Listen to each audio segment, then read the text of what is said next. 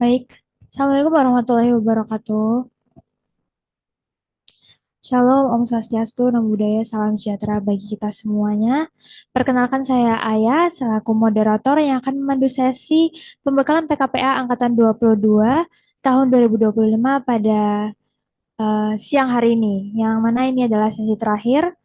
Sebelumnya saya ucapkan terima kasih dan selamat datang kepada Dr. Hufron SHMH. Ya, beliau adalah Ketua DKD Pradi Jatim selaku pembicara pada sesi 3 hari ini. Bagaimana kabarnya, Pak? Sehat. Oh, kurang sehat.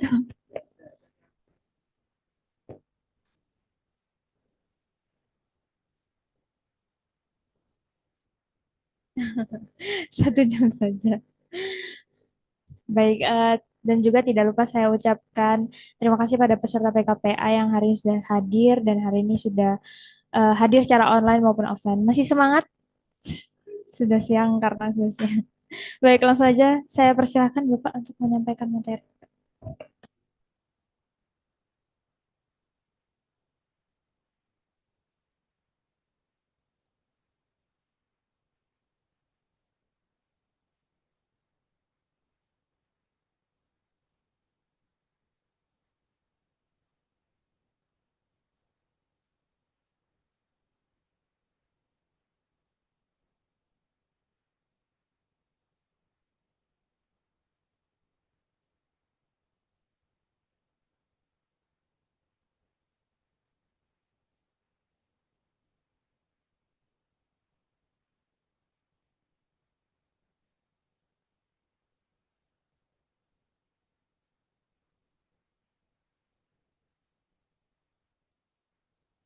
Masih ini pegang sistem peradilan Indonesia ini ada 3 materi. Nanti materi itu teman-teman bisa minta.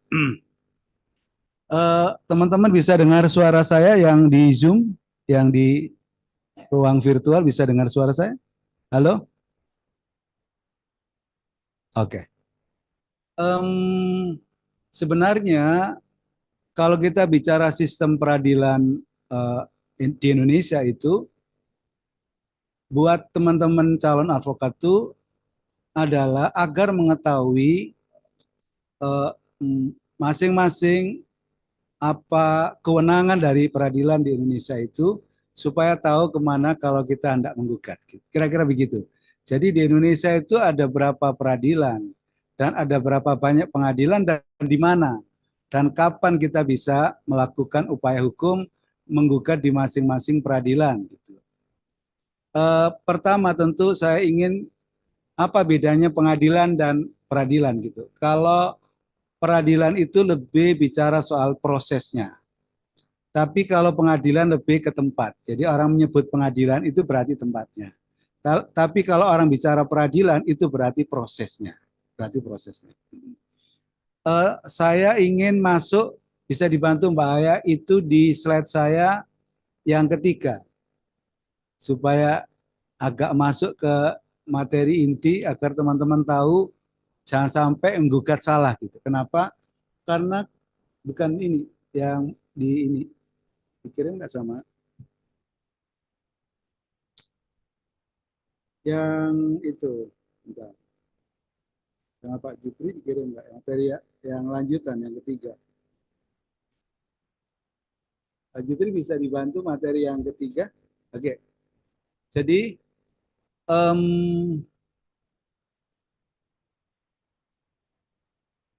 memang buat seorang advokat itu tidak melulu menangani urusan litigasi, nggak melulu ya, nggak mesti harus menggugat ke pengadilan. Nggak.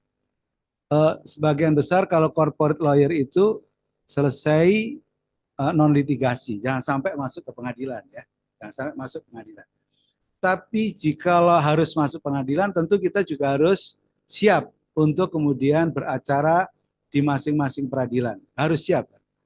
Maka ketika bicara proses di peradilan itu, selain kita memahami hukum acaranya, kita juga memiliki keterampilan.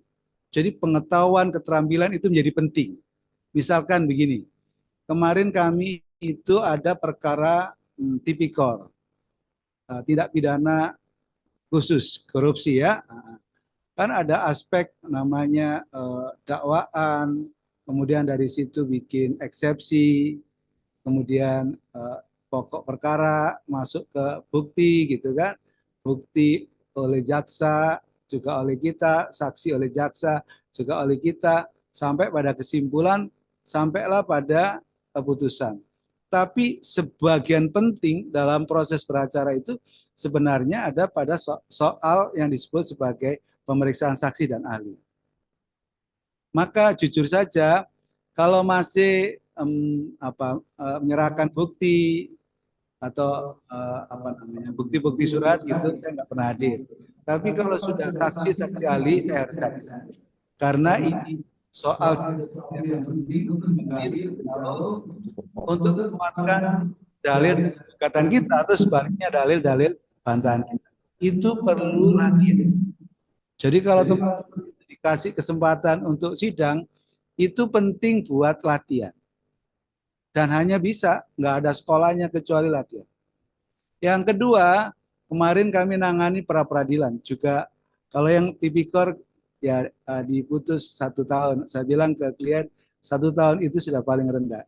Jadi nggak bisa di bawah itu. Sudah paling bagus Anda jalani. Tapi dia minta dibikinkan apa pengajuan PK karena dipandang oke, siap saya bikinkan. Praper kait penetapan tersangka seorang wajib pajak. Baru selesai minggu yang lalu, permohonan pra peradilan kita dikabulkan oleh hakim. Apa sebenarnya yang membuat kita ini sebenarnya dimenangkan itu sebenarnya lebih bagaimana kita bisa meyakinkan hakim dengan bukti-bukti surat, saksi, dan ahli. Bagaimana bisa meyakinkan bahwa apa yang kita dalilkan itu adalah kuat. Apa yang kita dalilkan itu adalah benar sehingga hakim meyakini sebagai suatu pengajuan ini patut dikabulkan. Oleh karena itu ini penting buat selain tahu kemana proses peradilannya, kita juga mesti tahu punya pengalaman di masing-masing, pernah di Tipikor misalkan, pernah di MK misalkan, pernah praper, gugatan perdata biasa, pidana, ya pernah, pokoknya itu bagian dari jam terbang. Jadi teman-teman kalau ditugasin, pokoknya siap aja supaya punya pengalaman, ya, punya pengalaman. Jadi sebelumnya, kalau kita merujuk pada Undang-Undang Dasar 45, peradilan itu 4. Jadi peradilan umum, peradilan apa namanya, ada peradilan agama, kemudian ada peradilan militer, ada peradilan tata usaha negara. Jadi kalau peradilan itu ada 4, ya, itu ada di dalam Undang-Undang Dasar 45. Tentang jumlah peradilan itulah ada 4 ya tadi, peradilan umum, peradilan militer, peradilan agama, dan peradilan tata usaha negara. Itu ada di dalam konstitusi. Nah, baru di Kan bawah itu tuh kan lagi hamil ya, jadi baru apa kemudian peradilan umum itu. Jadi peradilan umum itu kalau mau gampangnya itu ya pengadilan negeri gitu. Yang memeriksa perkara perdata sama pidana. Perdata umum sama pidana umum. Ya. Jadi kalau ada kasus misalnya pencurian, penggelapan, penipuan misalkan. Oh berarti ini pintu pintu masuknya kan ini pengadilan nanti ke pengadilan negeri, pintu masuknya kan ada lapor polisi, ada penuntutan, baru pemeriksaan persidangan. Ini pidana, ya. Tapi kalau ini ternyata ada namanya pidana khusus tipikor, itu tetap masih dalam ruang lingkup di pengadilan negeri, tapi namanya pengadilan tipikor. Tapi itu di bawah naungan pengadilan negeri Surabaya. Di situ ada yang disebut sebagai pengadilan tipikor. Juga ada pengadilan anak, juga ada pengadilan hubungan industrial. Itu adalah apa namanya? Di bawah naungan pengadilan negeri, termasuk PHI, pengadilan hubungan industrial. Jadi apa kewenangan, bisa dibantu Mbak naikkan sedikit. Jadi di situ ada yang disebut sebagai peradilan umum adalah salah satu pelaksana kuasa hakim bagi rakyat pencari keadilan pada umumnya. Yang dimaksud pada umumnya itu perkara perdata sama pidana. Nah, perkara perdata ya tentu adalah perdata secara umum gitu. Karena nanti ada perkara perdata secara khusus, misalkan kepailitan. Itu perdata, tapi ini perdata khusus. Maka nanti itu kewenangan pengadilan niaga misalkan gitu. Sengketa haki itu sebenarnya perdata, tapi ini perdata khusus ikut di pengadilan niaga. Ada seorang avokat senior tuh ini mestinya masuk pengadilan niaga tapi dimasukkan peradilan umum. Itu sebenarnya suatu kesalahan besar. Itu bisa disebut sebagai mal praktek advokat dan itu bisa digugat, saudara, bisa dipersoalkan gitu. Oleh karena itu kita harus tahu secara akurat, secara proper pengadilan mana yang tepat untuk kita mengajukan sebuah gugatan. Lanjut Pak ya. Peradilan agama. Peradilan agama itu nggak bayangin bahwa itu hanya untuk urusan perceraian saja. Enggak. Ruang lingkupnya sekarang ini udah demikian luas. Jadi nggak hanya persoalan kaitannya dengan perceraian. Bisa dibantu lanjut, Mbak. Jadi prinsipnya bahwa yang bersengketa di pengadilan agama itu istilahnya itu adalah baik penggugat maupun tergugat atau pemohon maupun terpohonnya itu sama-sama muslim. Subjek hukumnya ya sama-sama muslim. Yang kedua adalah objeknya, sengketanya itu adalah berdasar hukum Islam. Berdasar hukum Islam. Jadi kalau bikin misalkan perjanjian, perjanjian menurut hukum Islam. Kalau kaitannya dengan perbankan, ya perbankan syariah. Kalau ada dispute atau sengketa, ya sengketanya nanti di pengadilan agama.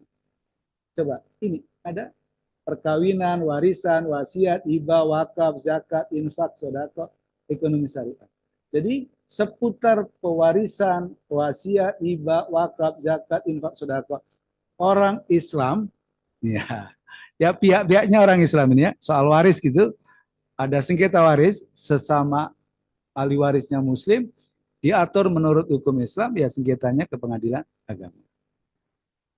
Tetapi kan nggak hanya soal sengketa, ada permohonan. Misalkan permohonan untuk penetapan ahli waris. Jadi nggak ada sengketa. Misal begini, kami kemarin lagi ngurus ada keluarga besar, udah tahun 2024 bulan Mei, tapi belum diurus penetapan warisnya. Udah aku bantu kalau gitu ke pengadilan agama mengajukan permohonan penetapan ahli waris. Kalau di situ tidak dilanjutkan dengan pembagian waris. Tetapi jikalau kita pingin penetapan ahli waris dan pembagian waris itu bisa diminta juga. Tapi tetap melalui satu permohonan. Nanti produknya adalah penetapan, bukan putusan. Bukan putusan, tapi penetapan. Kalau itu melalui permohonan tadi, melalui kuasa hukum, diberi pilihan. Apakah ikut atau manual? Apa? Manual ya, atau datang secara fisik. Kalau teman advokat itu biasanya lebih manual, tahu sebabnya. Ya kan ada transportasi gitu kan, ada biaya operasional. Tapi kalau ikut itu agak lama, terus kemudian nggak keluar biaya gitu. Karena melalui itu, kecuali nanti proses pembuktian. Tapi kalau buat teman-teman belajar mungkin akan lebih bagus kalau itu adalah manual, supaya ada proses-prosesnya lagi. Jadi ada permohonan ya. Termasuk kalau ada isbat nikah. Isbat nikah itu udah lama terus kemudian mohon maaf itu beberapa ya mohon maaf ya, mohon maaf kumpul kebo tapi mau disahkan kan banyak tuh pemulung-pemulung itu pernah kami adakan perkawinan massal ada 300 orang itu seluruh Surabaya kita kerjasama sama KUA setempat sama PA kita ngajuin isbat nikah itu penetapan dengan melakukan perkawinan ulang tapi wis duwe anak juga wis duwe cucu juga ya sebenarnya nggak sah perkawinan yang dia kumpul kebo ya itu namanya ada isbat nikah. Diajukan juga ke pengadilan agama.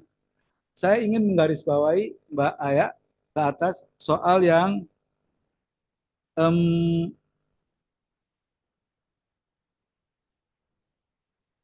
yang ekonomi syariah.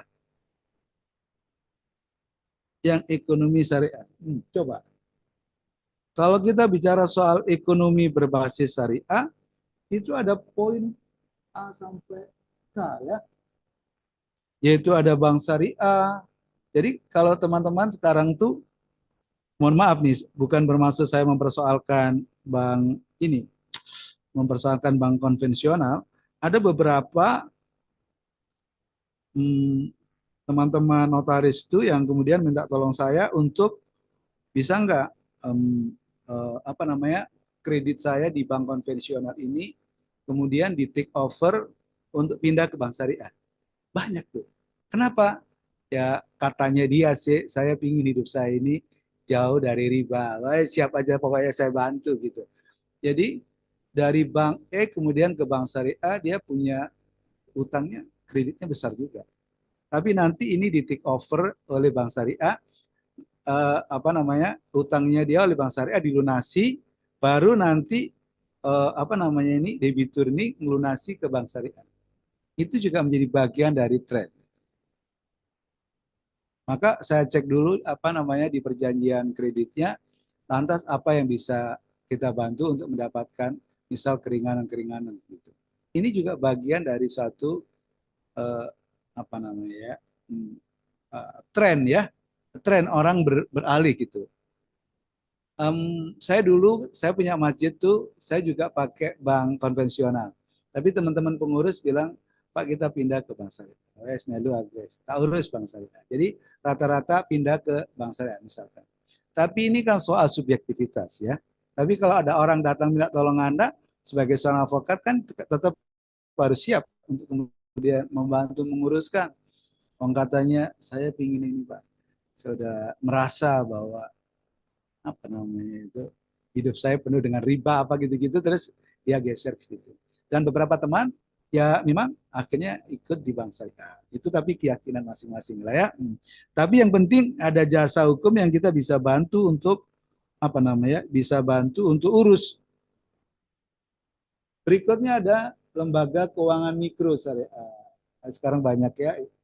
Ada asuransi syariah. Ada reasuransi. Tapi ketika asuransi apa konvensional tempo hari itu collab itu juga persoalan besar.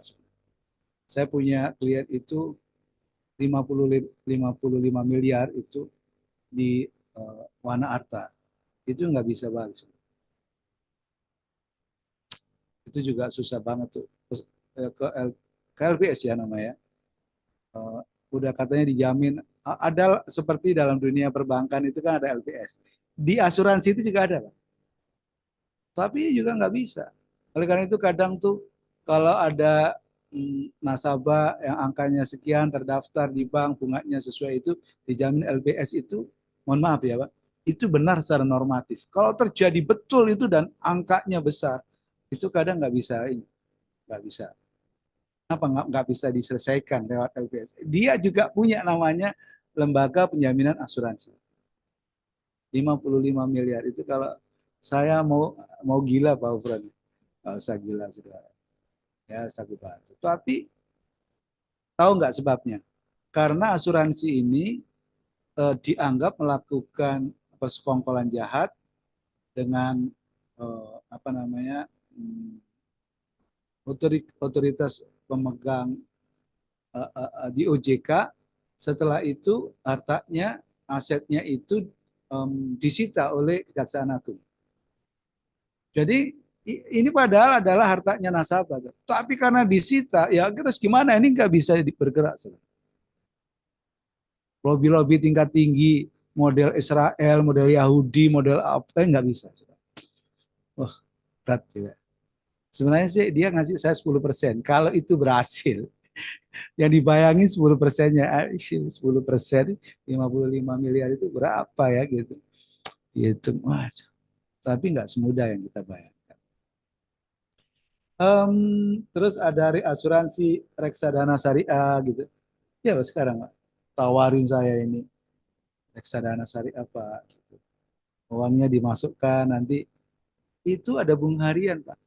Bapak nggak ngapa-ngapain nanti duitnya bisa 100 juta. Nanti ada bunga harian Pak. Dan sewaktu-waktu bisa diambil Pak.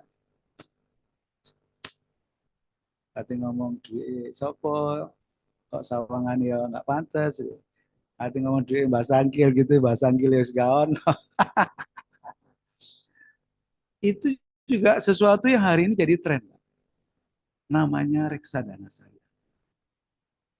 Duit 50 juta itu juga saya lihat-lihat itu kalau apa simulasinya lumayan Mas.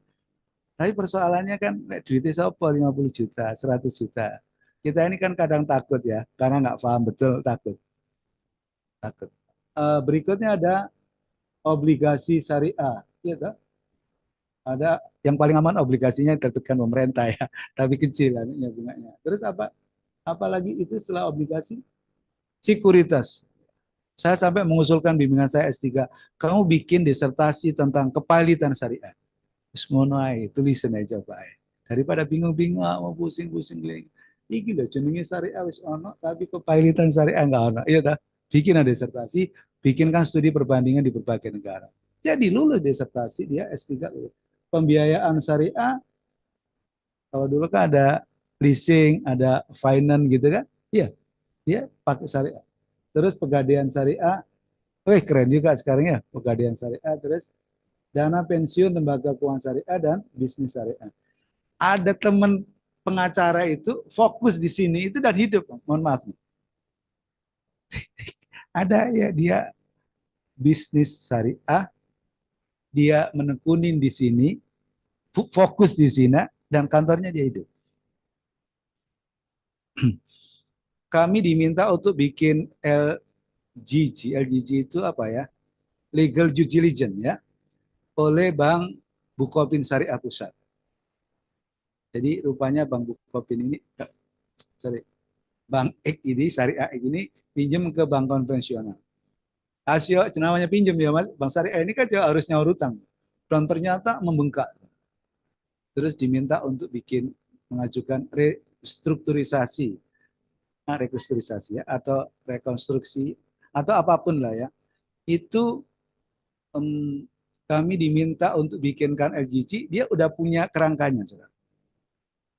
Udah punya kerangka secara umum bagaimana penyelesaian soal restrukturisasi kredit modal, kredit yang apa namanya, ada nasabah ke bank syariah pinjam ke bank konvensional. Ini macet, saudara. Ini macet ke sini, ini macet ke sini, ya, ya tak? Cocok ini. Itu saya itu jujur aja kemarin itu saya bilang, waduh, ya apa ini ya? Saya ini kalau syariah itu aslinya itu ya ngerti-ngerti toh air, tapi itu saya nggak seberapa apa mendalami. Maka saya bilang bisa nggak saya meng-hire teman-teman yang memang ahli di bidang itu untuk supaya bisa membantu. Itu namanya kalau nyanyi kolaborasi. Tapi kalau ini advokat namanya sinergi atau afiliasi. Tidak apa-apa. Coba kena syariah kan ada orang kadang alergi ya Mas ya. Iya Mas. Anak syariah itu apa tuh saja nih? Ada istilah-istilah mudharabah, ada istilah-istilah nggak tahu saya sendiri. Itu adalah satu soal yang penting juga, ada spesifikasi layanan kalau saudara pingin mendalami tren soal syariah. Karena ternyata di berbagai belahan dunia, di Inggris, di Amerika, di Perancis, di Belanda, ya sekarang ini tren syariah. Selain namanya produk makanan dan minuman syariah. Kami barusan seminar dengan teman-teman, mohon maaf, teman-teman NU yang berada di namanya cabang istimewa. Jadi ada di Jepang, ada di Amerika, ada di Australia, ada di Belanda, ada di Perancis. Jadi ini menjadi geliat ekonomi syariah ini selain makanan dan minum syariah. Jadi resto-resto syariah itu sekarang itu menjadi tren di berbagai belahan dunia. Di Inggris itu orang nyarinya ternyata juga syariah. Bukan hanya orang Islam. Yang di bank syariah di dunia itu juga bukan hanya orang Islam. Orang-orang non-Islam juga. Jadi merasa ini lebih berkeadilan. Oke, lanjut. Terakhir apa tuh? Kalau bisnis syariah, ada dana pensiun syariah, ada bisnis syariah. Kan demikian luas ya. Itu mengajukannya ke pengadilan agama, hakim-hakimnya udah pernah ikut latihan dan mendapat sertifikasi, dan ada jurusan di UMS Surabaya, Universitas Muhammadiyah Surabaya, itu S2-nya Magister Ekonomi Syariah, yang ngajar adalah para hakim dari MA yang memang udah pernah ikut pendidikan dan pelatihan. Pengacara khusus ekonomi syariah. Coba bayangin saudara.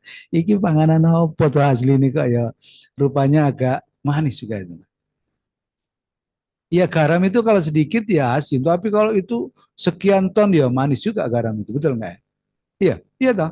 Lah kalau udah sekian ton jadi duit kan manis juga tuh. Tapi kalau sedikit ya nggak manis. Lanjut. Em,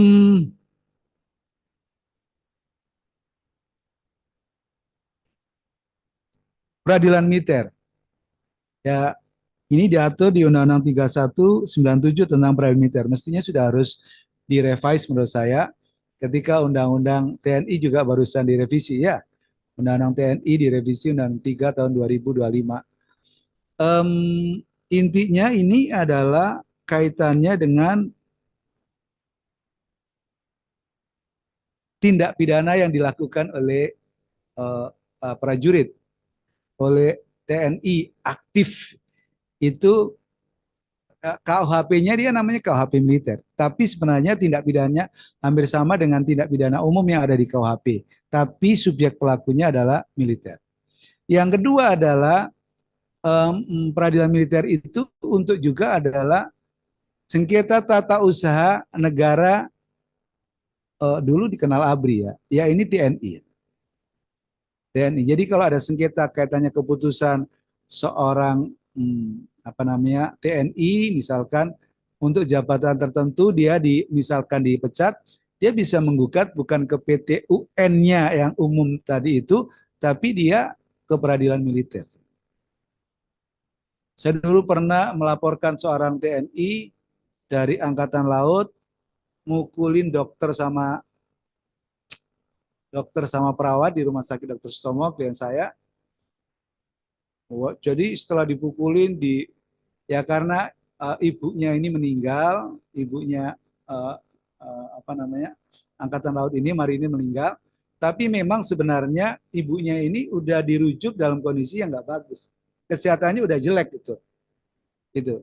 Jadi setelah tahu di situ kesehatannya jelek, dilakukan namanya pemasangan alat bantu oksigen.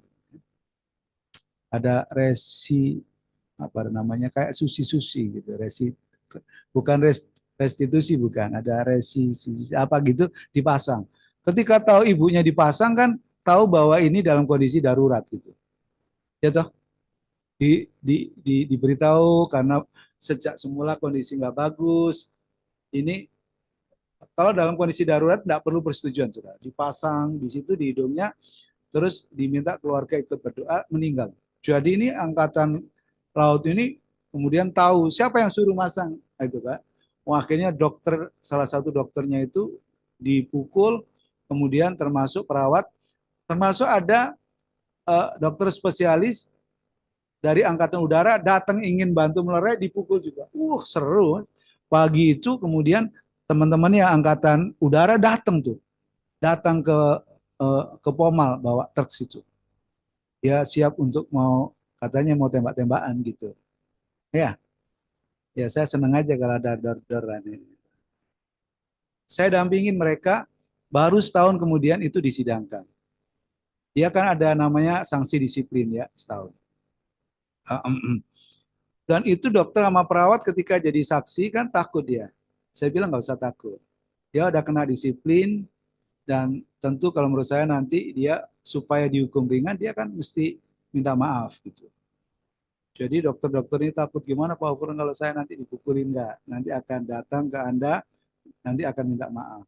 Jadi ya dia minta maaf ke dokter sama perawat itu supaya dapat hukuman yang lebih ringan. Tapi dulu yang keker gemuk itu karena dia juga di sel jadi kurus, dan ya itu salah satu contoh bahwa kita juga harus paling nggak pernah dampingin gitu kan. Gitu. Itu sama aja sama peradilan pidana umum. Dia punya KUHP sendiri, punya KUHP sendiri gitu. Ya, punya hakimnya juga auditurnya sendiri, hakimnya sendiri. Dulu salah satu hakimnya itu adalah kebetulan mahasiswa saya S2. Jadi ya saya agak pede juga gitu. Ternyata ini mahasiswa saya, namanya Pak Taufik. Tapi beliau meninggal dunia. Em, jadi memeriksa memutus sengketa tata usaha tata usaha negara angkatan bersenjata. Sudah istilahnya udah nggak cocok. Sama begini, kalau ada TNI aktif, ternyata itu dia di apa namanya berdinas di lembaga atau kementerian negara. Itu sekarang dari yang dulu 10 sekarang ada 14. Itu nanti kalau ada korupsi ikut mana? Basarnas kemarin saya di berbagai kesempatan mengatakan ini adalah korupsi, dia adalah ikut di Basarnas, itu adalah pemerintahan sipil. Menurut saya KPK berwenang untuk itu. Tetapi KPK-nya ya wadi, takut ya KPK didatangi sama TNI, dikembalikan ke militer. Saya bilang ini harus diselesaikan, harus dirubah ini. Termasuk dalam konteks kewenangannya peradilan militer ini, ada kalau ada perkara pidana, tapi ada ganti rugi, itu bisa digabung. Sama dengan di KUHP. Jadi kalau ada perkara pidana, misalkan mohon maaf, apa ya, tabrak lari gitu misalkan, terus kemudian Anda merasa dirugikan, Anda bisa minta kepada jaksa agar Anda mengajukan tuntutan, mengajukan gugatan perdata berupa ganti rugi, nanti ditempelkan di dalam perkara tuntutannya jaksa. Paham maksudnya? Itu yang disebut koneksitas gugatan perdata di dalam perkara pidana. Itu ada juga di peradilan militer. Kalau di peradilan umum ada, tapi jarang orang mau menggunakan itu ya. Itu boleh, di KUHP dimungkinkan untuk itu. Ini baru ke peradilan tata usaha negara. Ini yang menurut saya penting teman-teman juga tahu bahwa peradilan tata usaha negara ini lebih ke sengketa tata usaha negara. Sengketa tata usaha negara itu sengketa yang timbul akibat dikeluarkan keputusan tata usaha negara, termasuk sengketa kepegawaian. Pemohonnya, penggugatnya selalu adalah masyarakat, orang perorangan maupun badan hukum perdata. Dan tergugatnya selalu badan atau pejabat tata usaha negara. Dan tidak boleh itu dibalik, saudara. Dan tidak ada namanya gugatan rekonvensi. Jadi kita menggugat pejabat, terus kemudian pejabatnya itu mengajukan gugatan balik. Oh, nggak ada mekanisme seperti itu. Itu hanya ada di dalam perkara perdata. Di foto aku masih. Oh iya, boleh. Aku di foto karena masjid. Harus senyum ya. Agak hari ini tadi agak susah senyum saya masjid. Ya, sami-sami Mas. Terus ya, Mas. Saya punya YouTube namanya Bincang Hukum dan Politik. Nanti teman-teman bisa cek. Atau ada Instagram supaya tahu apa aja perkara yang kami tangani, kantor kami apa aja, di mana saja Pak Ufron hari ini, kemarin, di mana saja. Itu ada di situ. Ini apalagi kaitannya dengan. Ya, saya juga agak lama bergaul dengan teman-teman jurnalis, dengan TV. Nah, itu saya harus latihan bagaimana di depan kamera itu. Itu latihan harus senyum gitu ya. Kalau di TV bajunya harus mencolok, maka kalau teman-teman di TV baju saya kalau di TV itu saya pilih mencolok, kata itu harus ya saya ikut aja. Ya, tahu nggak supaya ada namanya kalau dalam advokat tuh apa ya namanya ada branding supaya orang tahu eh, siapa kalau sekelas Hotman Paris caranya seperti apa. Ada dulu Yusril, ada Otto Hasibuan, ada Magdir Ismail, ada kelas-kelas gitu kan. Secara ini apa advokat yang misalkan di Jakarta, yang mungkin di Surabaya ada advokat juga yang apa brandingnya itu ya bisa melalui televisi. Maka saya ya namanya untuk diri saya sendiri itu sebulan saya harus masuk TV. Ya tak? Masuk TV dulu kalau saya masuk TV itu karena pingin bahwa supaya ibu saya di kampung bisa ngelihat saya gitu. Supaya ibu saya ketika masih hidup, saya bilang, ibu saya nanti masuk TV. Ibu saya senang. Wah, ibu saya senang tambah umur ya, ibu saya senang. Terus tangga-tangga saya datang ke rumah. Waduh. Jadi orang kampung di lereng Gunung Semeru terus mlebu TV ya, akhirnya hebat itu menurut saya. Bisa sekolah S1, S2, S3, kalau ada S4 mungkin ya saya sekolah S4 sih. Kalau ada sekolah aja. Tetapi dalam perkembangannya itu wewenang apa namanya PT UN itu tidak hanya sengketa tun, saudara. Saya ingin beritahu di slide saya, coba Mbak Aya bantu yang terus, Mbak. Terus, Mbak. Masuk. Ah, ini saya bikin barusan sebenarnya. Ada buku saya tentang ini. Jadi di Undang-Undang Administrasi Pemerintahan 30 tahun 2014 itu juga ada yang disebut sebagai sengketa perbuatan melanggar hukum oleh penguasa. Jadi nggak hanya soal sengketa keputusan, tetapi pemerintah melakukan perbuatan melawan hukum itu bisa digugat oleh PT UN.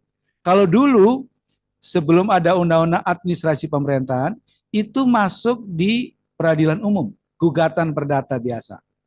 Jadi kalau pemerintah misalkan melakukan bongkar paksa, kita punya ruko gitu misalkan ya, atau kita punya rumah atau punya gedung gitu, tapi ternyata itu nggak sesuai dengan prinsip-prinsip apa namanya asas pemerintahan yang baik, misalkan peraturan perundangan, itu dulu gugatnya di pengadilan negeri gitu. Sekarang enggak. Kalau subjeknya itu adalah badan atau pejabat atau usaha negara atau pemerintah, gugatnya itu di PT UN. Di PT UN. Bahkan ada pengalaman di negara-negara lain, misalkan di Belanda itu ada kewajiban pemerintah yang seharusnya dia lakukan, tetapi nggak lakukan dan menimbulkan kerugian, itu bisa digugat juga. Jadi bukan hanya perbuatannya aktif, tapi perbuatan yang tidak aktif dalam arti tidak menjalankan sesuatu yang seharusnya dilakukan, itu bisa digugat lewat PT UN. Misalkan ada jalan yang berlubang, yang mestinya itu harus ditambal di aspal yang bagus, ini nggak ada tanda-tanda, tidak dikasih tanda-tanda kalau jalan itu berlubang, ada lampu di malam hari, ada orang terpelosok jatuh, kemudian ada kerugian, itu bisa digugat. Jadi nggak hanya perbuatan yang positif, tapi tidak menjalankan kewajiban yang seharusnya dilakukan, itu bisa digugat di PT UN. Kalau itu subjeknya adalah pemerintah. Kalau subjeknya itu adalah pemerintah. Termasuk tadi membongkar paksa, misalkan gedung kita, tapi itu nggak sesuai dengan apa, misalkan hukum, asas-asas pemerintahan baik, itu bisa dipersoalkan lewat PT UN.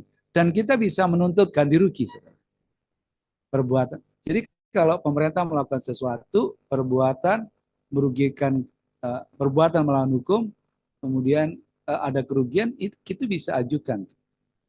Dan kemarin kami kebetulan baru selesai ada acara di Bandung, namanya saya jadi salah satu narasumber dengan Hakim Agung tentang pendidikan dan pengajaran apa terkait dengan apa namanya kewenangan peradilan tata usaha negara. Jadi dulu ada kalau ganti rugi itu hanya 5 juta. Ternyata melalui Perma itu Hakim Agung enggak. Bisa aja 500 juta kalau memang bisa dibuktikan bahwa kerugiannya memang 500 juta. Ya, jadi bisa digugat lewat. Ada yang volunteer di Undang-Undang Administrasi Pemerintahan itu, maksudnya permohonan untuk melindungi pejabat. Pejabat itu bisa mengajukan permohonan kepada PT UN apakah tindakan yang dilakukan itu ada unsur penyalahgunaan wewenang atau tidak. Jadi kalau saya pejabat, daripada aku nanti dikriminalisasi, kena pasal 2, pasal 3 undang-undang korupsi, saya boleh ngajukan lebih awal ke PT UN untuk memastikan bahwa ada unsur penyalahgunaan wewenang atau tidak. Kalau ternyata diputus bahwa tidak ada unsur penyalahgunaan wewenang, saya nggak bisa digeser ke pidana lewat tipikor pasal 2 sama pasal 3. Paham maksudnya ya? Bisa. Bisa. Jadi ini namanya volunteer, nanti berupa penetapan. Berikutnya adalah permohonan keputusan. Dulu ada fiktif negatif, tidak mengeluarkan keputusan dianggap itu menolak membuat keputusan.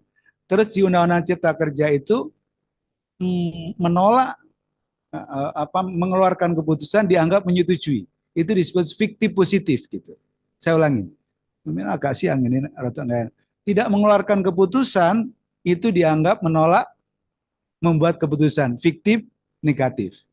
Kita ngajuin sertifikat ke BBN memenuhi syarat dalam jangka waktu tertentu tidak dikeluarkan, maka itu dianggap menolak membuat keputusan. Itu disebut fiktif negatif. Tapi fiktif positif itu BPN kemudian tidak mengeluarkan sertifikat yang kita ajukan, itu dianggap dia itu adalah setuju terhadap pengajuan kita dan harus dikeluarkan. Tetapi sayangnya soal fiktif positif itu oleh Undang-Undang Cipta Kerja itu dihapus, saudara. Dibatalkan. Jadi tidak lagi ada istilah fiktif positif. Saya bilang tuh, harusnya tetap dalam hal tertentu ada fiktif positif, ada fiktif negatif. Karena di berbagai negara, dalam kasus yang kecil-kecil itu, izin-izinnya kecil itu bahaya, itu ada fiktif positif. Tapi dalam kasus-kasus yang itu izin-izinnya memang berbahaya, kaitannya dengan nuklir ya enggak boleh dah. Itu harus tetap fiktif negatif. Tidak mengeluarkan putusan, itu dianggap menolak membuat keputusan. Tapi kita nggak clear di Undang-Undang PTUN soal itu menjadi perdebatan. Setelah Undang-Undang Cipta Kerja, ternyata itu bukan hanya kasus tadi sengketa tun, kepegawaian, terus kemudian perbuatan melawan hukum pemerintah, permohonan ada tidaknya keputusan, ada tidaknya unsur penyalahgunaan wewenang, itu ternyata juga ada namanya sengketa informasi publik, itu bagian di kewenangan PTUN. Udah pernah tahu? Udah pernah dengar? Belum ya? Jadi begini, di Undang-Undang Keterbukaan Informasi Publik itu di pasal 17 itu ada terkait dengan informasi yang dikecualikan, yang kemudian disebut sebagai informasi rahasia yang tidak boleh diakses oleh semua orang gitu.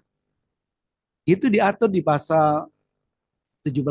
Disebut secara eksplisit termasuk kaitannya dengan misalkan pertahanan negara, misalkan begitu. Kaitannya dengan misalkan akan mengganggu, menghambat penegakan hukum misalkan ada. Itu akan mengganggu terkait dengan persaingan ekonomi yang sehat. Jadi ini harus dirahasiakan. Dalam konteks keterbukaan informasi publik itu ada informasi yang bisa diakses, ada informasi yang dibatasi tidak boleh diakses. Hari Jumat yang lalu saya diminta oleh Pemkot untuk menjelaskan terkait dengan keputusan lembaga pengadaan barang dan jasa untuk mengatur mana-mana saja informasi yang itu bersifat umum dan mana-mana yang itu dikecualikan dalam konteks pengadaan barang dan jasa oleh Pemkot. Saya ini pokoknya selama saya bisa, enggak karena sebagai dosen ya, saya bisa, saya dianggap sebagai ahli hukum tata negara, tipikor apa gitu, saya datang di kantor. Saya jelaskan soal bahwa kalau lembaga pengadaan barang jasa mau membuat keputusan tentang akses yang dikecualikan, tetap harus merujuk kepada pasal 17 tadi. Apa dirujuk? Kenapa ini di aksesnya nggak boleh dibuka? Kenapa harus merujuk ke pasal 17? Alasannya, oh ini 17A, karena begini 17 harus merujuk ke situ. Baru kemudian dikasih pertimbangan, kalau ini dibuka keuntungannya, plusnya apa, kalau ini ditutup apa keuntungannya, itu harus dibikin oleh masing-masing lembaga pengelola informasi dan dokumentasi. Di masing-masing institusi itu boleh menyebut bahwa ini adalah informasi yang dikecualikan dan ini informasi yang tidak dikecualikan. Saya pernah diminta untuk memberikan keterangan ahli terkait dengan letter C. Letter C. Terkait riwayat tanah. Kan kadang kepala desa nggak mau ngeluarin, Mbak, kalau kita minta riwayat tanah. Saya bilang itu adalah bagian dari informasi yang bisa diakses. Ini bukan informasi yang berkaitan dengan sesuatu yang disebut sebagai rahasia. Nah, tapi difahami di situ. Nah, nanti kalau kita keberatan karena itu di close, kita bisa ngajuin keberatan kepada instansi, misalkan di Pemkot kan ada lembaga pengadaan barang dan jasa. Kita keberatan karena aksesnya ditutup. Maka kita ngajukan keberatan ke namanya wali kota, instansi atasannya gitu. Kalau ternyata kita masih keberatan, maka kita ajukan proses mediasi ke Komisi Informasi Publik. Ada namanya Komisi Informasi Publik. Baru dari situ nanti akan dilakukan mediasi antara tadi siapa pemohon yang mengajukan keberatan tadi dengan termohon pengelola informasi dan dokumen publik tadi. Kalau umpama saja dari mediasi dikeluarkan apa ya lebih ke soal keputusan mediasi ternyata nggak memuaskan, baru diajukan sengketa ini ke PT UN. Ke PT UN. Jadi sengketa ini pertama keberatan, kedua ke Komisi Informasi Publik bisa mediasi, bisa mengeluarkan keputusan, tapi kalau itu ternyata juga masih tidak memuaskan, baru ini digugat ke PT UN. So pengerti kok keluar di ujian. Tapi itu ya soal lain, tapi teman-teman harus mengerti bahwa ini bagian dari apa upaya-upaya yang bisa dilakukan oleh seorang advokat gitu sebenarnya. Kalau soal ujian ya nggak apa-apa, tapi penting juga itu difahami, diketahui oleh kita. Ada sengketa apa itu Mbak? Penyelenggaraan pelayanan publik.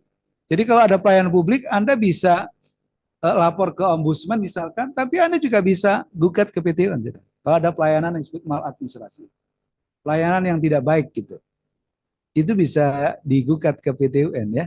Di Undang-Undang Pelayanan Publik Anda bisa cek nanti pasal. Terus ada sengketa apa di bawahnya bisa naik?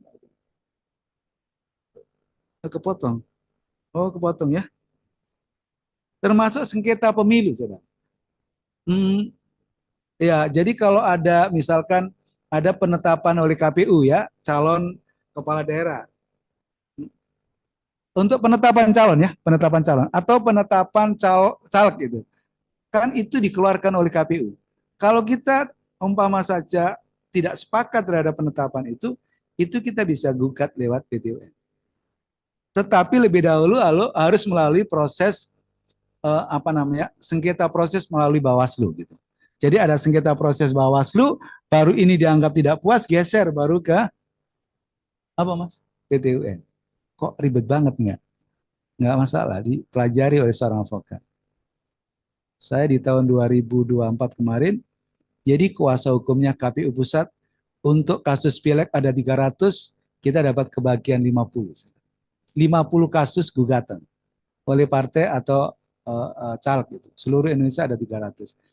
Ada dua yang menurut saya itu kalah, karena ada dua putusan harus dilakukan pemungutan suara ulang dan penghitungan ulang. Itu berarti KPU-nya kalah gitu. Jadi kita nggak bisa nampingin karena menurut saya nggak bisa ditolong karena ya proses-prosesnya ada nggak bisa. Ada PSU, pemungutan suara ulang dan penghitungan ulang suara. Tapi kita nggak tidur karena prosesnya disebut sebagai speed trial. Jadi ini hanya kira-kira 3 minggu diputus. Jadi kita full di Jakarta disewakan hotel di Mercure itu untuk 1 bulan. Jadi kita nggak pulang, mulai pagi, sore sampai malam.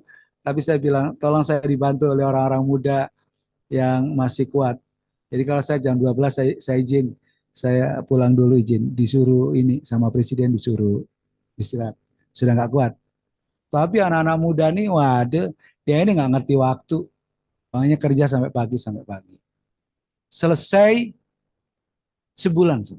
Kalah 2 tadi. 1 di Madura. Madura, kacau. Masa putusan KPU itu direvisi-revisi sendiri, saudara. Aku gini, ampun, ampun saya, ampun. Sama ada beberapa yang menurut saya ampun, ampun, ampun. Direvisi, stabilo, ya gimana caranya kita mau mempertahankan. Ampun, sudah. Ya. Jadi teman-teman juga harus tahu apa yang kita bisa lakukan kalau umpama saja ada upaya yang bisa dilakukan buat menggugat di PT UN. Oke, lanjut Mbak. Nanti materinya diminta, tadi ada yang kepotong ya. Ini ada pengadilan anak. Kalau dulu ada pengadilan anak, tapi sekarang undang-undang pengadilan anak udah dicabut sudah. Jadi tinggal ada sistem peradilan pidana. Anak yang berhadapan dengan hukum baik sebagai pelaku, sebagai korban atau sebagai saksi. Ya. Tapi ini sekedar informasi aja, ada diversi yang kemudian bisa disepakati untuk kemudian tidak diputus pidana, tapi apa namanya bisa diputus dengan tindakan, namanya ada tindakan atau material, atau bisa kemudian ke keluarga. Ada pengadilan niaga, ini yang paling penting menurut saya, teman-teman juga harus mengetahui bahwa ini dasar hukumnya Undang-Undang 37 2004 ya, tentang kepalitan dan penundaan kewajiban pembayaran hutang. Yang pertama, kalau ada kasus kaitannya dengan kepalitan kan didahului dengan PKPU ya. PKPU dulu dalam waktu 90 hari nggak clear, geser ke kepalitan. Tapi untuk biasanya teman-teman supaya miliki kalian ikut pendidikan khusus kepilitan. Tapi katanya teman-teman mahal itu, sampai 40 juta, 50 juta. Ya nanti proses belajar dulu. Tapi aku itu nggak bisa jalanin saya. Ya, sudah tim saya yang saya suruh, saya sudah nggak bisa. Umurnya sudah 50 tahun lebih. Terus kasus, tapi saya pegang kasus PT, kasusnya kepalitan MBC, PT MBC yang apartemen di apartemen sebelah kanan yang nggak jadi itu, di Mer ya, pojokan Mer mau ke Juanda itu kan ada apartemen yang mangkrak gitu kan. Selain saya laporkan ke polisi, juga kita ajuin ke Palitan. Sekarang udah proses untuk lelang Budel Pilot ya. Udah ada 4 kali pembayaran. Ada haki, saudara. Haki itu ada desain industri, tata letak sirkuit, paten, merek, hak cipta. Itu kalau ada sengketa ke niaga, saudara. Ya, kalau ada sengketa, teman-teman pelajari. Saya dulu awal-awal jadi advokat itu juga mendapat substitusi kasus-kasus besar dari kasus-kasusnya teman-teman yang spesialis haki di Jakarta. Kalau di Jawa Timur haki, ya udah saya. Jadi kita kenal di Polda itu yang nanganin haki. Jadi apa namanya, dulu kan laptop itu banyak yang nggak ori ya. Maka Microsoft kasih kuasa ke kita, kita kemudian mohon maaf namanya mystery shopping ya. Jadi gini, pura-pura membeli, ini sajane rahasia. Jadi pura-pura membeli, terus kita ngomong-ngomong, ditawari yang ori, kita nggak mau. Saya kantor kayak masih ini pemulaan gitu. Terus dikasih lah yang nggak ori kan gitu dah. Ya itu bukti, nanti kita lapor ke polisi. Nah, ya toh, nanti setelah kita beli 5, ada namanya uji forensik gitu. Bahwa ini memang bahwa ini nggak asli gitu. Ya besok itu udah polisi datang, kita lapor ke polisi, datang polisi kemudian tadi itu nyita barang-barang tadi ya karena di toko ini ternyata ngejual tidak asli. Nggak hanya itu sih, di beberapa perusahaan juga menggunakan yang tidak ori gitu. Dari Samator. Dulu tapi saya ngeri juga tuh. Jadi ya ngeri lah pokoknya. Tapi polisi di belakang kita. Dulu saya sangat memahami soal paten, tapi jangan paten-patenan ya, ngeri. Paten, merek, hak cipta. Saya sangat mengerti. Ada rahasia dagang mestinya satu lagi. Rahasia dagang. Terus ada lembaga penjamin simpanan tadi. Kalau dia nggak clear, kita bisa gugat LPS. Tapi di pengadilan niaga. Di pengadilan niaga. Kalau di pengadilan niaga itu nggak ada banding, Pak. Langsung kasasi. Sama dengan di pengadilan hubungan industrial. Langsung. Pengadilan HAM nanti ada materi sendiri, dan ini menurut saya juga nggak terlalu, tapi penting diketahui, tapi itu efektivitasnya itu ya kalau menurut saya kecil sekali Mbak. Jadi kasus-kasus itu nggak pernah sampai masuk ke pengadilan ini, baik yang genosid maupun yang kejahatan kemanusiaan. Meskipun ada perpres baru, Mas, itu bisa diselesaikan secara kekeluargaan. Tapi ya nggak selesai juga. Masih ada ribuan atau kamisan korban itu tetap ada, nggak pernah selesai. Pak Jokowi dulu juga di periode Prabowo, tapi ya nggak juga. Apalagi Pak Prabowo, saya kok nggak yakin untuk yang kasus-kasus begini ini. Misalkan dulu ada kasus yang 6 anggotanya Pak Habib Rizik itu kan udah dijelas disebut unlawful killing, pembunuhan secara tidak. Tapi ya nggak masuk, dianggap tindak pidana biasa, tindak pidana umum.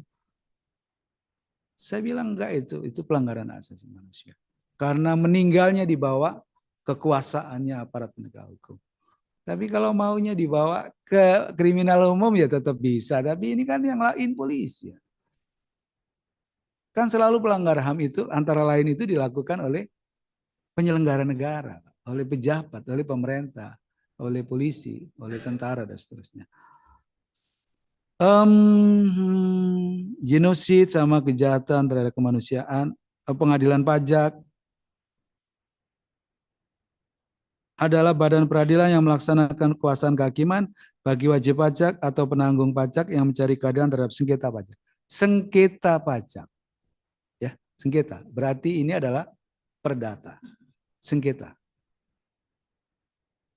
Anda kalau mau dalemin, ya tentu mendalemin pajak, nanti Anda menjadi namanya kuasa di pengadilan pajak. Ada ikut ada syarat-syarat tertentu untuk memegang menjadi seorang kuasa pajak. Ada teman saya, bimbingan saya S3 bilang saya begini, manggil saya Pak Haji. Pak Haji, aku urusin semua. Pak Haji asal mau menjadi kuasa di pengadilan pajak. Gak usah Mas aku, biar teman-teman yang muda-muda saja. Aku nonton pajak-pajak itu ngeluh aku. Kalau pas ditagih pajak kantor itu ya aku yang mengeluh. Saya sebagai dosen itu ya ditagih pajaknya. Aku lah ditagih, tak kirimi aja.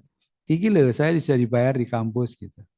Saya menerima honor itu sudah dipotong oleh pemberi kuasa. Lah kok sih nagihnya ngaku toh? Bisa stres aku. Karena yang pasti dalam hidup ini hanya tiga ya. Satu adalah yang pasti itu adalah kematian, yang kedua adalah perubahan, yang pasti. Yang ketiga bayar pajak, Mas, itu pasti. Tapi kalau Anda mau menekuni, misalkan ya, menekuni pajak, dan Anda merasa senang dengan pajak, itu menurut saya sesuatu yang prospektif gitu. Sesuatu yang prospektif. Ada nih teman saya. Tadi sudah telepon saya. Itu sidangnya sebagian besar adalah ekot. Dan infonya dia ke saya, kalau ingin tahu pengadilan yang relatif bersih itu, menurut dia ada 2. Satu di PA, walaupun masih ada ini. Satu di pengadilan pajak. Kalau di pengadilan pajak itu Pak, nggak ada Pak orang kemudian nyindir-nyindir supaya enggak ada Pak. Clear, nggak ada gitu-gitu. Jadi kalau kita dapat duit bersih Pak, menurut dia, pajak. Tapi teman-teman harus menguasai pajak ya. Harus menguasai. Tapi menarik loh. Kalau Anda menjadi corporate lawyer itu satu, Anda harus menguasai hukum perseroan. Kedua, menguasai pajak, menguasai hukum ketenaga kerjaan. Ya teman. Apalagi? Perseroan, kemudian menguasai pajak, menguasai hukum ketenaga kerjaan. Ya kalau mau mengetahui soal parit-parit boleh. Tapi 3 ini penting. Menguasai. Oke, sengketa. Pengadilan pajak mempunyai tugas berwenang memeriksa memutus sengketa pajak. Pengadilan pajak pertama dan terakhir, kemudian baru ke MA. Jadi nggak ada banding ya Pak ya? Nggak ada banding. Tipikor. Pengadilan tindak pidana korupsi merupakan pengadilan khusus berada di lingkungan peradilan umum, memeriksa, memutus perkara tindak pidana korupsi,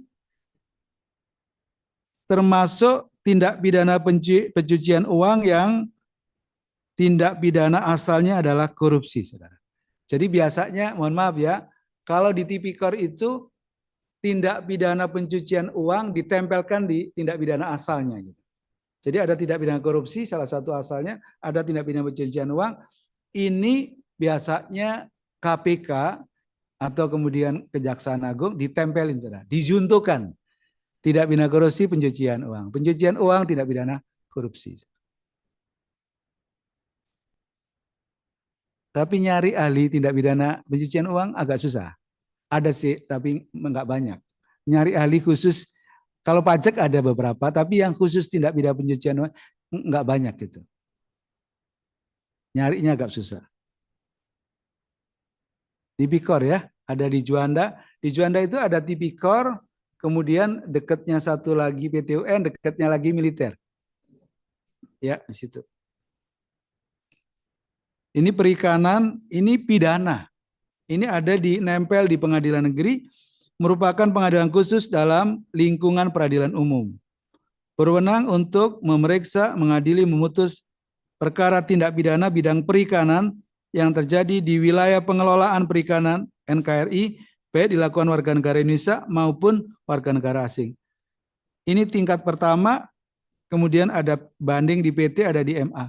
Ada mahasiswa saya, temannya Pak Dr. Bambang tuh, angkatan laut, terus kemudian setelah dokter ikut tes di MA menjadi hakim di perikanan. Walaupun nggak ada perikiri ya, ini perikanan aja. Perikanan. Jadi hakim di situ. Tapi ya kalau ada pencurian ikan di laut gitu, di Kepulauan Riau sering terjadi kasusnya, beliau yang nyidangkan. Kita bisa menjadi penasihat hukum. Ya, tapi jarang sekali ya kalau saya. Tapi penting diketahui, jarang sekali. Pengadilan hubungan industrial ini juga nempel di ini. Itu ada sengketa pertama adalah sengketa hak, kaitannya dengan hak normatif yang sudah ditetapkan. Misalkan upah yang harusnya normatif sesuai peraturan perundangan, itu ternyata nggak sesuai. Kalau kita mau mempersoalkan ya lewat PHI, gugatan PHI. Yang kedua adalah perselisihan kepentingan. Adalah perselisihan yang timbul karena tidak adanya kesesuaian pendapat mengenai penyusunan syarat-syarat kerja. Jadi kalau kita bikin tata tertib kerja, tapi kita nggak sepakat, ya kita persoalkan lewat PT UN. Yang ketiga, kasus kaitannya perselisihan hubungan kerja karena PHK. Kasus PHK nggak sepakat, alasannya pesangonnya ya gugat ke PHI. Terakhir adalah perselisihan kaitannya dengan antar serikat pekerja. Saya termasuk mendalami ini dan saya ketua konsultan hukum ketenagakerjaan Indonesia Provinsi Jawa Timur. Jadi ketua konsultan hukum ketenagakerjaan Jawa Timur. Saya kepaksa harus belajar dan spesialis. Saya lagi menangani kasus besar di Nganjuk, mewakili pengusaha yang juga mau mem-BHK. Saya kira itu materi yang bisa saya sampaikan. Moga-moga bermanfaat. Ya nanti kalau suatu saat jadi advokat udah tahu, oh ini saya harus gugat kemana, saya harus lapor kemana. Termasuk kalau jawab ujian, nanti kan ada pilihan-pilihan opsi-opsinya, harus tahu dasar-dasarnya. Sudah saya buatkan itu, karena kalau tidak dosen seperti saya, malas bikin gini. Tapi karena saya dosen, tak bikinkan pagi ini, tak susulkan untuk kepentingan. Terima kasih, barangkali ada sesuatu yang ingin diskusikan. Monggo Mbak Aya. Baik, kita buka sesi tanya jawab, Bapak. Ya. Mic grip. Supaya ada equality before the law. Kasih mic ya. Assalamualaikum warahmatullahi wabarakatuh. Waalaikumsalam. Mohon maaf Pak Dr. Gufron, ini belajar Pak. Oh siap. Ya, ini yang terkait dengan peradilan dan pengadilan. Ini mungkin kita terutama harus tepat sasaran untuk menentukan ke pengadilan mana. Karena sekarang ada sistem online. Online apakah benar? Kemarin itu biasanya kalau kita mengadukan gugatan itu kan kalau tidak sesuai dengan tempat tinggal atau kejadian. Nah ini kemarin itu kita temukan yang penggugatnya itu di Malang, tergugatnya itu di Malang, kemudian melakukan memilih tempat peradilan di Rembang. Kemudian ini kebetulan kan gugatan perceraian dan gonogini. Sedangkan dulu pernikahannya di Jepara. Semacam ini kemarin saya konsultasi, kalau ada mungkin sekarang karena ada sistem online sehingga mungkin sekarang aturannya gitu, atau ini ada kekeliruan atau bagaimana. Misalkan ini tidak sesuai, apakah bisa kita melakukan pembatalan daripada gugatan tersebut? Yang pertama. Kedua, tentang ketepatan memilih peradilan umum atau peradilan tata negara. Ini dilakukan oleh pihak BPN yang salah menentukan keputusan dalam pensertifikatan. Itu Pak Dr. Gufron. Ini mohon petunjuknya. Terima kasih. Wassalamualaikum warahmatullahi wabarakatuh. Waalaikumsalam. Terima kasih Pak Dr. Bambang. Yang pertama soal kalau gugatan cerai itu lebih ke di mana tempat tinggal tergugat. Jadi KTP, saudara. KTP-nya misalkan kan ada namanya cerai gugat sama cerai talak. Kalau cerai gugat itu adalah diajukan oleh istri. Kalau cerai talak itu diajukan suami. Di mana? Bukan di mana tempat dia melangsungkan perkawinan, tapi di mana KTP-nya suami itu tinggal.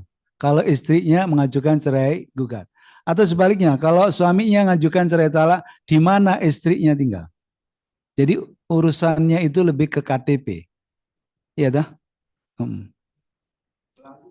Belum, nanti aja Bapak, tenang aja. Ini masih penting dulu soal ini. Yang kedua, biasanya kalau orang itu cerai, itu harus membawa akte perceraiannya. Dibawa di awal, pada saat dia mengajukan pendaftaran. Jangan sampai di daftar, ternyata dia itu bukan suami istri. Maka diwajibkan itu di depan dibawa. Asli. Persoalannya adalah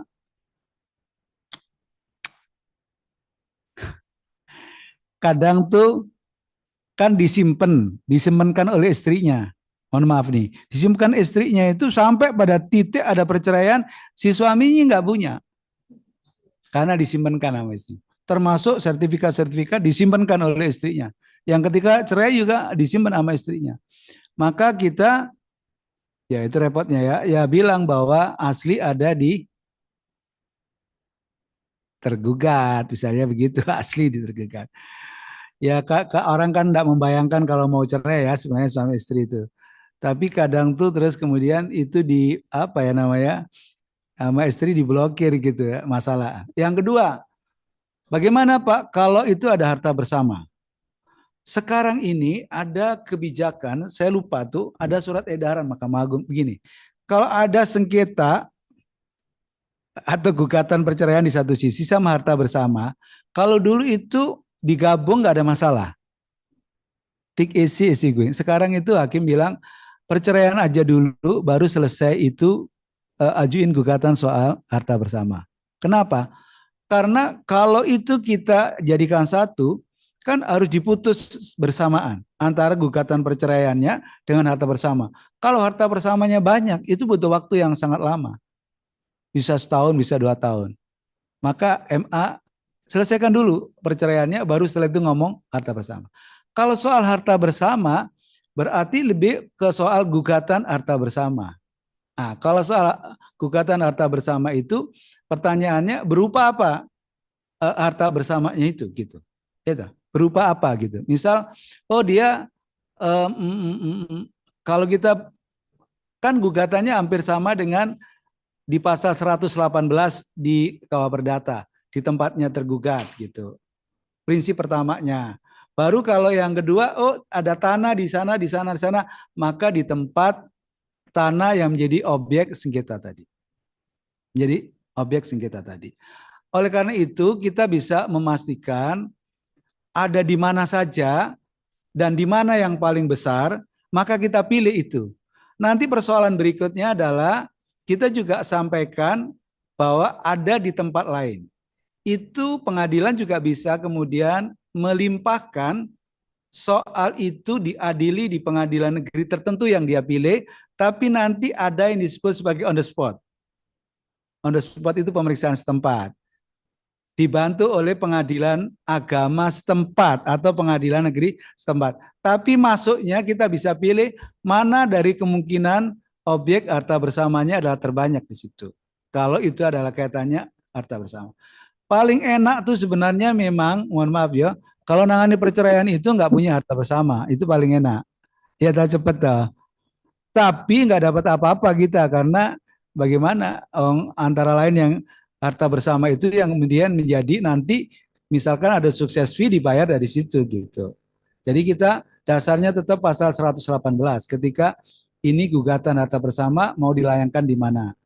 Terus Bapak kalau tadi boleh nggak ditarik? Oh sangat boleh. Itu namanya gugatan dicabut atau ada perubahan gugatan. Jadi ada mekanisme seperti itu. Sudah. Sekarang Bapak mau ajukan apa tadi? Kaitannya dengan perceraian dan harta bersama. Pak Bambang tadi mau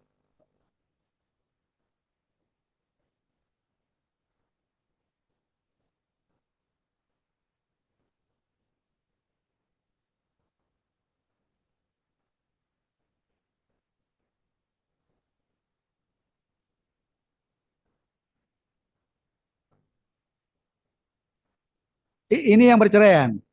Oh yang lebih tepat ya itu adalah dasarnya KTP bukan tempat tinggal.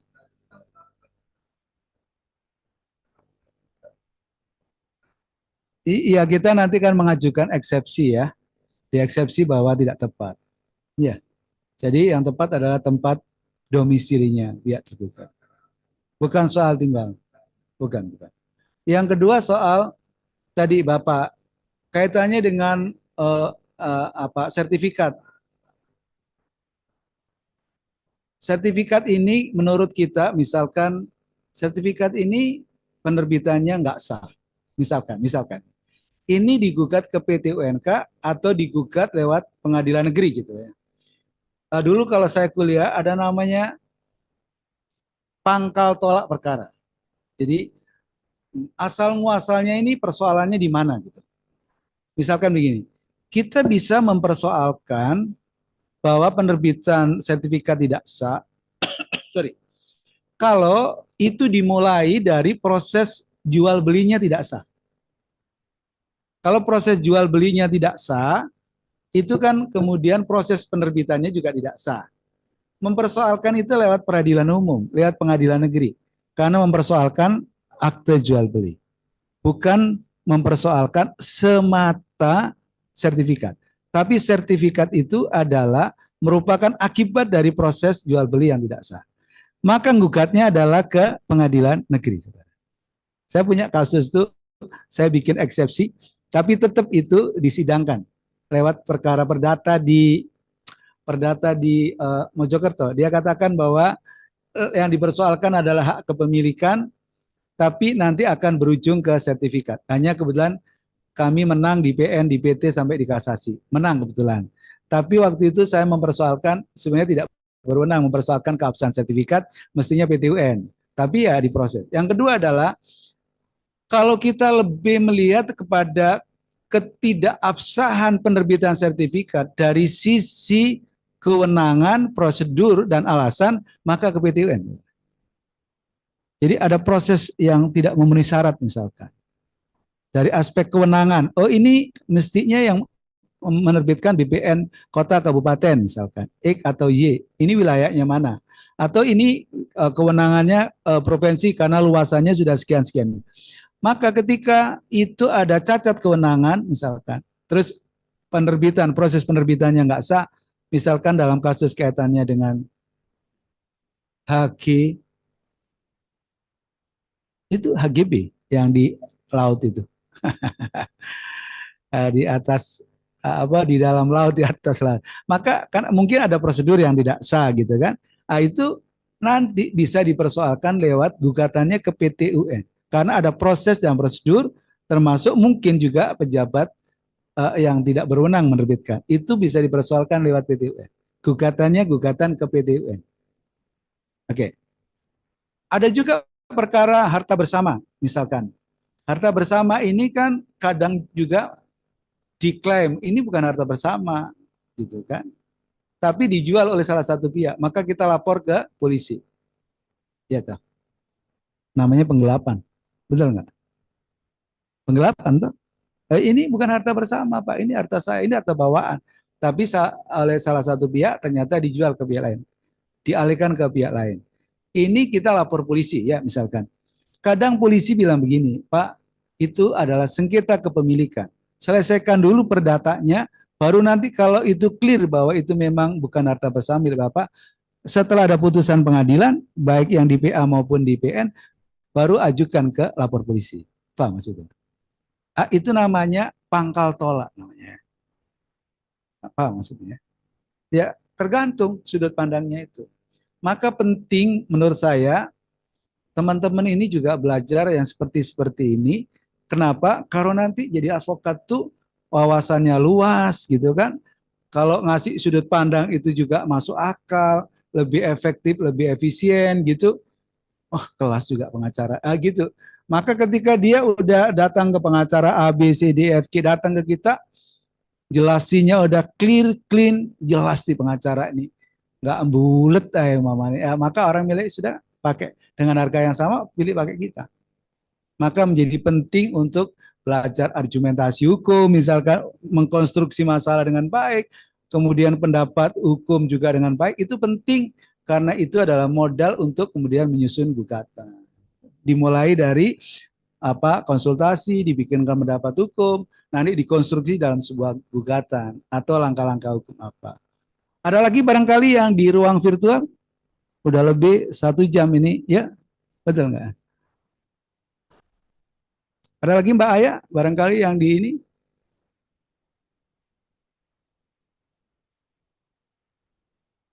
Nggak ada ya? Ada teman-teman lain yang di sini atau dipandang cukup ya? Karena ini siang agak sore itu namanya jam rawan, maksudnya jam rawan ngantuk. Ya, nah, saya udah sehat kembali gitu ketika temu teman-teman sehat gitu, tapi pulang dari sini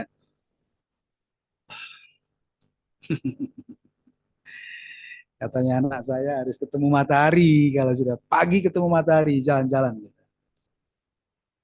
Soalnya tingkat mobilitas tinggi, kadang istirahat kurang ya.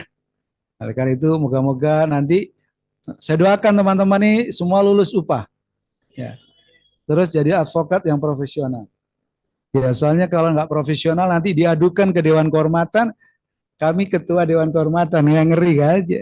Ngeri ya. Karena itu jadi yang profesional.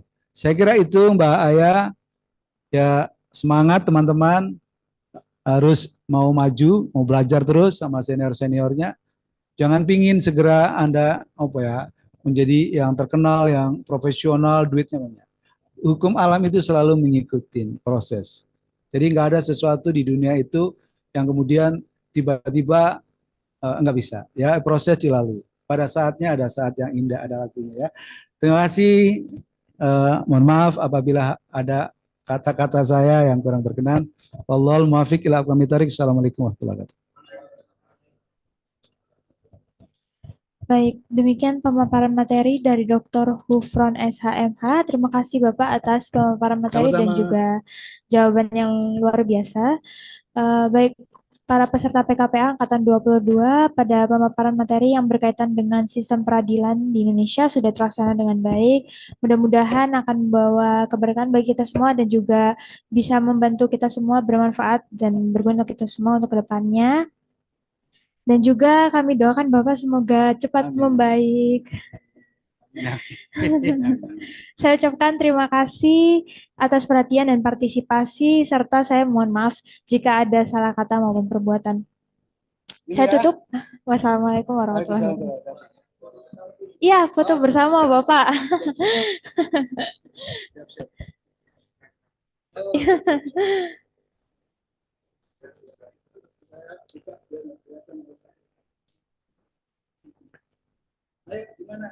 Di ya di bawah sini Bapak.